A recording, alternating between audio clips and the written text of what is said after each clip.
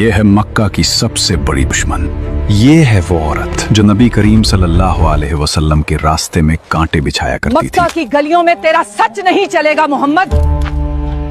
यहाँ हम कांटे बिछाते हैं, फूल नहीं। आज इसी गली से उसका गुजर होगा। जिस जिस राह से रहमत आलम सल्लल्लाहु अलैहि वसल्लम का गुजर होना होता, वहां वो नफरत और अदावत के बीज बू दिया करती थी। इसने समझा था कि वो नूर को कांटों से रोक लेगी, मगर उसे खबर न थी कि कांटे तो फूलों के रास्ते रोक सकते हैं, खुदा के फैसलों को नहीं। आइए जानते हैं अबू लहब और उसकी बीवी उम्मे जमील के उस दौर को, जब मक्का की गलियों में नफरत और सरमायादारी का नशा अपने उरूज पर था। ये कहानी उस दौर से शुरू होती है जब मक्का की फजाओं में पहली बार ला इलाहा इल्लल्लाह की सदा गूंजी। अरे कहाँ जा रहे हो? तुम्हें खबर नहीं? एक सच्चे पैगाम देने वाले ने पहाड़ी पर सबको बुलाया है।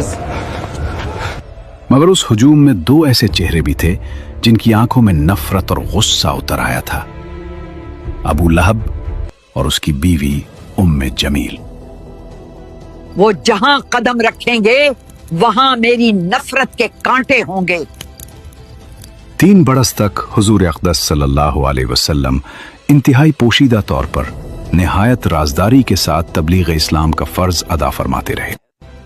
इस दरमियान में औरतों में सबसे पहले हजरत बीबी खदीजा रजी अल्लाह अन्हा और आजाद मर्दों में सबसे पहले हजरत अबू बकर सिद्दीक रजी अल्लाह अन्हु और लड़कों में सबसे पहले हजरत अली रजी अल्लाह अन्हु और गुलामों में सबसे पहले हजरत जैद बिन हारिसा रजी अल्लाह अन्हुम अजमाइन ईमान लाए।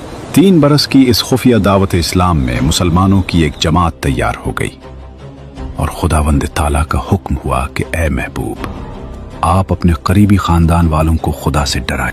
तो हुजूर अलैहिस्सलाम ने एक दिन कोहे सफा की चोटी पर चढ़कर या माशर कुरैश कहकर कबीला कुरैश को पुकारा। जब सब कुरैश जमा हो गए तो आपने फरमाया कि ए मेरी कौम, अगर मैं तुम लोगों से ये कह दूं कि इस पहाड़ के पीछे एक लश्कर छुपा हुआ है जो तुम पर हमला करने वाला है, तो क्या तुम लोग मेरी बात का यकीन कर लोगे?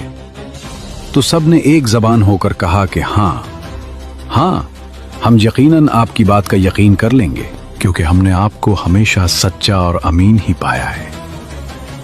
आपने फरमाया कि अच्छा, तो फिर मैं ये कहता हूं कि मैं तुमको अजाब इलाही से डरा रहा हूं, और अगर तुम लोग ईमान ना लाओगे तो तुम पर अजाब इलाही उतर पड़ेगा। इस मजलिस में अबू लहब भी था।